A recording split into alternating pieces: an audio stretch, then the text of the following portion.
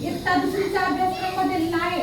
नवीन अभ्यासक्रमामधली आपल्याला नंबर 1 ची कविता घ्यायची आहे. नंबर 1 ची कविता. त्या कवितेचं नाव आहे आजानांनी तुझी लेकरे. तर मी म्हणणार आहे, तुम्ही नुसतं ऐकायचं. हा, आजाना मी तुझी लेकरे, तू सर्वांचा पिता.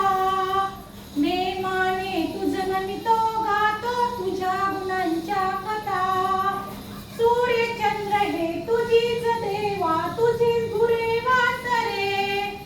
तुझीच सेते सागर डोंगर, फळे फुले पाखरे. तुझीच सेते सागर डोंगर, फळे फुले पाखरे.